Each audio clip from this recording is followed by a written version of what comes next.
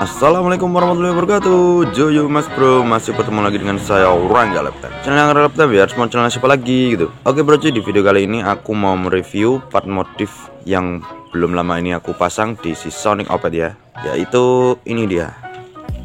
Nah, ini adalah knalpot underbelly ya. Jadi di video kali ini aku mau review knalpot ini seperti apa detail-detailnya dan kelebihan kekurangannya seperti apa. Oke, seperti apa reviewnya? Jangan kemana-mana, tetap pantau video ini. Go!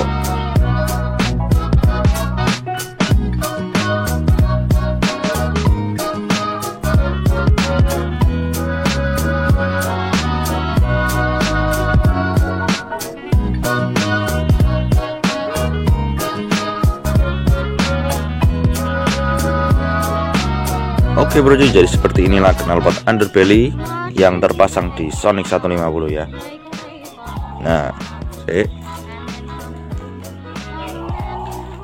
memang dari segi tampilan itu agak unik sih ya knalpot ini. Karena biasanya kalau knalpot itu kan melintang ke kanan gitu ya, ada di samping gitu. Tapi kalau ini tuh posisinya agak ke bawah, tapi ya tetap di kanan gitu loh ya. Cuma beda posisi aja. Dia ini agak pendek, terus yaitu tadi posisinya lebih ke bawah gitu ya daripada knalpot aftermarket pada umumnya. Dan ini adalah knalpot aftermarket ya, jadi bukan knalpot copotan motor. Jadi ini memang knalpot aftermarket, knalpot variasi gitu ya. Knalpot ini terbuat dari stainless, bisa dilihat warnanya abu-abu gitu ya, abu-abu, warnanya silver gitu. Nah, jadi kita lihat dari depan sini leherannya, leheran toh di sini, terus ke bawah, tak, ini nyambung di sini. Nah, ini ada sambungannya.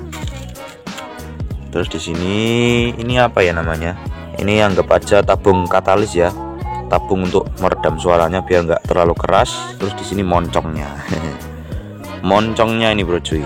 Untuk cara nyangkutinnya, aku sangkutin di sini bro cuy. Tuh. Jadi di knalpot standar Sonic itu ada sangkutan lagi di sini. Jadi selain di footstep ini ya, ada lagi di sini. Nah, untuk knalpot underbelly dicantolin di sini. Nyantolinnya pakai klem. Ini namanya klem yang ini ya, melingkar. Terus ada bantuan lagi, ini bracket. Nah, ini bracketnya dari besi. Jadi udah karatan ini ya. Karena knalpot underbelly ini tidak memerlukan cantolan yang ada di footstep belakang yang sebelah kanan, jadi aku copot aja. Nah, supaya ya motornya terlihat lebih ramping sih. Tuh. Mantap kan? Tuh, mantap. Tapi terserah sih kamu kalau mau ngelepas footstep belakang atau tetap dipasang, itu terserah kamu. Tapi kalau aku sih untuk menunjang tampilannya yang semakin ramping ya, jadi ya tak copot aja.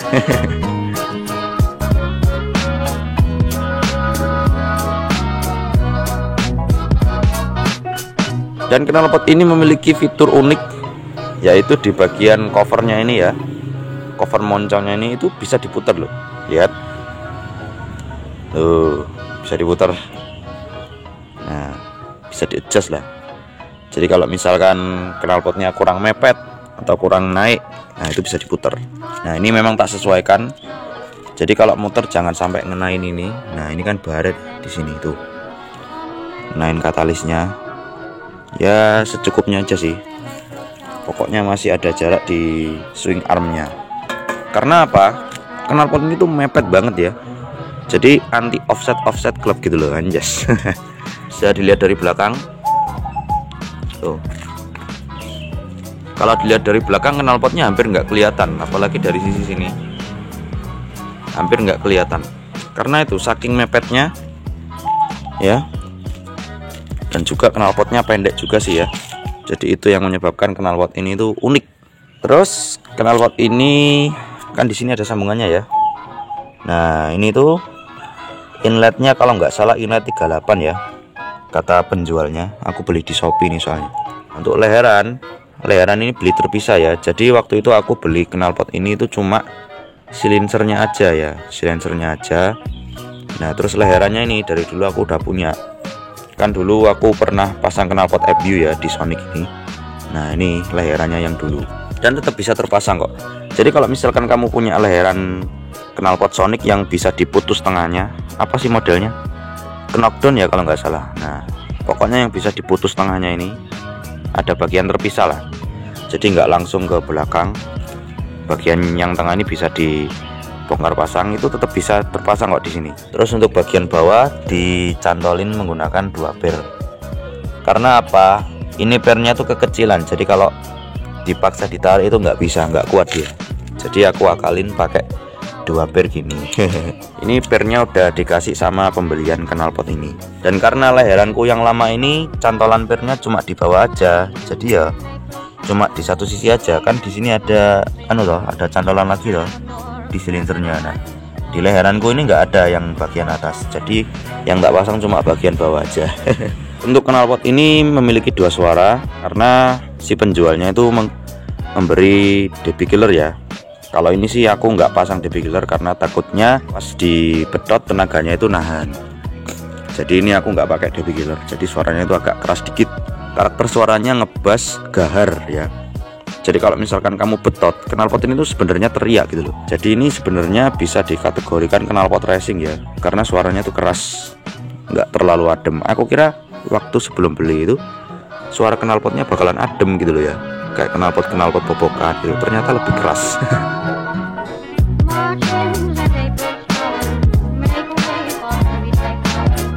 Untuk dari segi tenaga bagaimana bang? Gini ya Broji, sebenarnya aku agak bingung ngerasain dari knalpot ini. Kalau misalkan pakai knalpot standar ya, misalnya gas ini ya, seret, terus tak pedot dikit, tak sentek dikit, net, itu pasti motornya agak nyentek gitu, net gitu ya. Tapi kalau pakai knalpot ini tuh rasanya agak tertahan sedikit gitu ya, tertahan dikit, jadi kurang nyenteknya tuh kurang responsif. Tapi pada saat aku buka gas secara perlahan, secara bertahap, jadi RPM-nya semakin naik,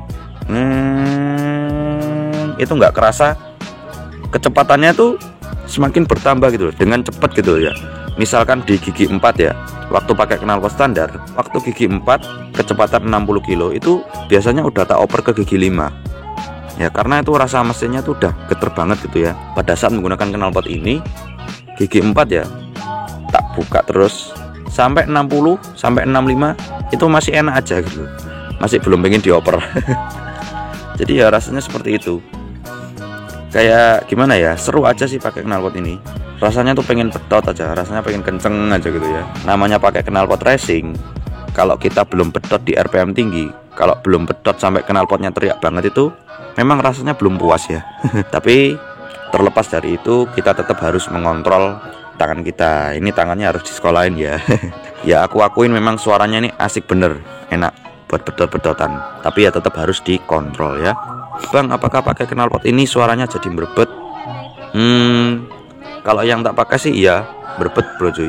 Jadi pada saat aku buka gas terus mau ngurangin gitu loh ya, itu biasanya tak coba tak kurangin dikit-dikit. Nah itu suaranya pasti agak-agak merebet, gitu. Terus oh iya, kita belum cek suaranya ya. Oke bro cuy, sekarang kita coba dengerin suaranya seperti apa. Dan ini knalpotnya nggak pakai DB killer. Oke.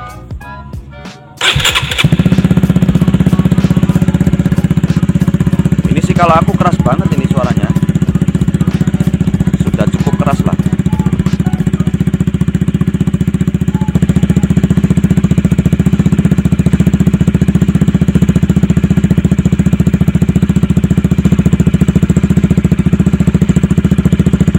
Suaranya ngebas.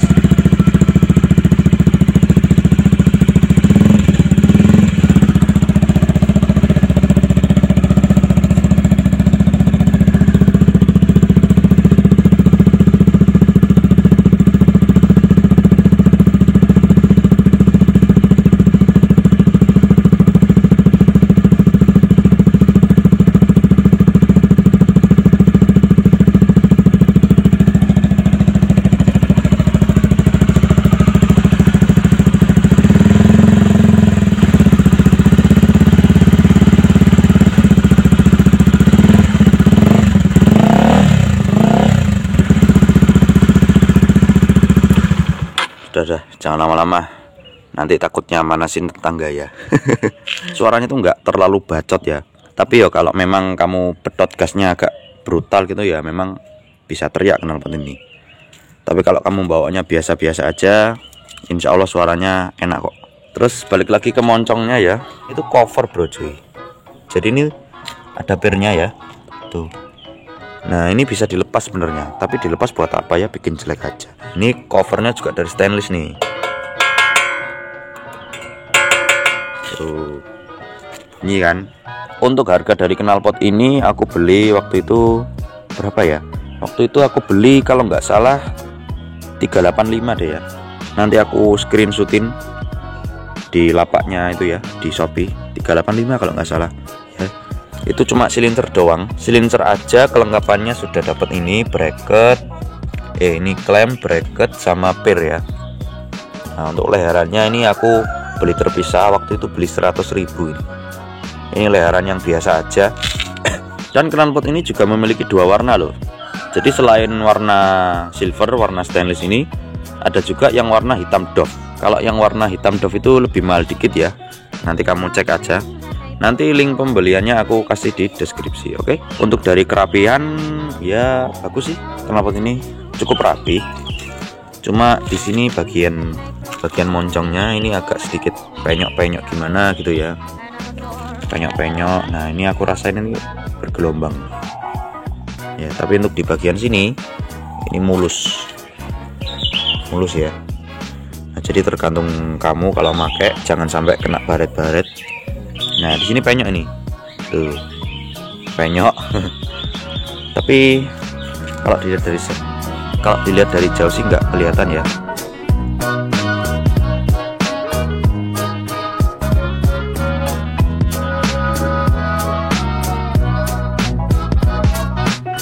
Terus kita bahas dari kelebihan dan kekurangannya kalau pakai knalpot ini. Kelebihan dari knalpot underbelly ini adalah bentuknya yang unik. Nah, unik tapi tetap keren. Ya, karena pada umumnya kan knalpot itu melintang ke sini ya, ke samping.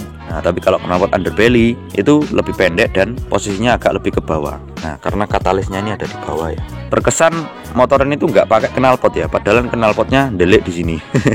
Buat kamu yang ragu kalau masang di Sonic, nah tampilannya seperti ini tuh. Kalau menurutku sih bagus-bagus saja, unik. Terus kelebihan yang kedua, harganya terjangkau. Harganya 400 ribuan aja.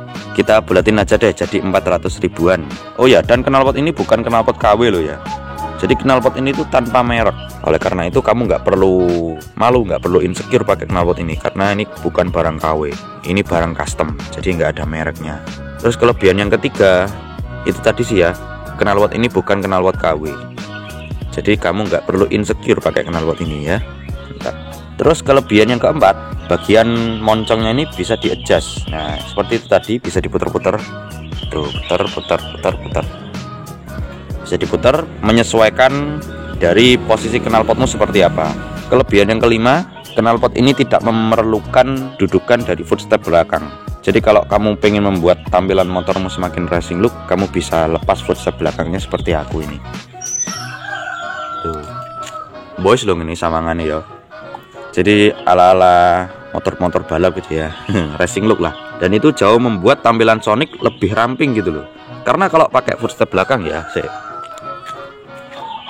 karena kalau pakai footstep belakang itu ibaratin orang kalau berdiri itu begagah. Terus karena footstep belakang ini dilepas, jadi ya lebih tegak gitu berdirinya. Ibaratin seperti itu. Intinya jauh lebih ramping aja sih. Karena knalpot ini tidak memerlukan dudukan dari footstep belakang. Jadi dia cuma memerlukan cantolan dari sini. Tuh. Dari baut ini loh. Nah, di Sonic ada kok di sini ya. Terus kekurangannya apa bang? Oke, kekurangan dari knalpot underbelly ini, yang pertama, karena letak katalisnya ini ada di bawah, dan jika motormu istilah kata agak ceper lah, jadi kalau misalkan lewat jalan gak rata, ini rawan gasruk ya, rawan gasruk ke tanah. Jadi hati-hati buat motormu yang istilah kata modif-modif ceper, kamu harus lebih hati-hati lagi, karena rawan banget gasruk nih bro cuy, soalnya letaknya di bawah. Jadi hati-hati ya. Terus kekurangan yang kedua, lubang knalpot ini kan menghadap ke atas ya. Lihat, agak menghadap serong ke atas. Jadi kalau misalkan kena hujan ini lubangnya rawan kemasukan air bro cuy. Nah jadi kalau hujan mending ngebut aja biar nggak kena air atau ngiup terus ini bolongannya tutup ono kresek kan, atau enggak pas lagi cuci motor ya kan. Nah itu kan rawan banget soalnya lubang ini menghadap agak ke atas, jadi hati-hati. Terus untuk kekurangan yang ketiga, ini nggak tahu karena apa, kalau knalpot ini dipasang di Sonic itu jadinya agak berbet dikit gitu ya, berbet di RPM tertentu tergantung saat kamu membuka gasnya itu. Karena apa ya, karena bukan knalpot standarnya, karena bukan settingannya ya, jadi ya jalur pembuangannya itu agak beda. Oleh karena itu knalpot ini agak berbet gimana gitu loh. Terus kekurangan yang keempat, mungkin ini bisa diperbaiki lagi untuk dari sektor kerapiannya, karena di sini agak penyok-penyok gimana gitu ya. Untuk dari segi kerapian ya memang lumayan sih, aku nilai 8,5 dari 10. Sudah cukup lumayan kok ini. Ya cuma di sini loh agak penyok-penyok gimana gitu ya. Tapi nggak apa-apa sih. Tuh, dilihat dari jauh masih enak. Dan oke bro cuy, seperti itulah knalpot underbelly yang terpasang di Sonic 150. Bagaimana tampilannya menurutmu? Jadi unik kan Sonicku, si Sonic Oped. Jadi bagian swing arm itu sama kaliper lebih terekspos ya. Jadi kalau nyuci itu enak, nyuci di sini tuh enak. Nyuci swing arm nggak perlu tangan, itu nggak perlu nyelempet buat membersihkan swing arm ini. Jadi langsung sat gitu ya. Oke bro cuy, jadi seperti itulah knalpot underbelly di Sonic 150. Dan knalpot ini sekali lagi ya, knalpot ini bukan knalpot KW. Oleh karena itu kamu nggak perlu insecure pakai knalpot ini.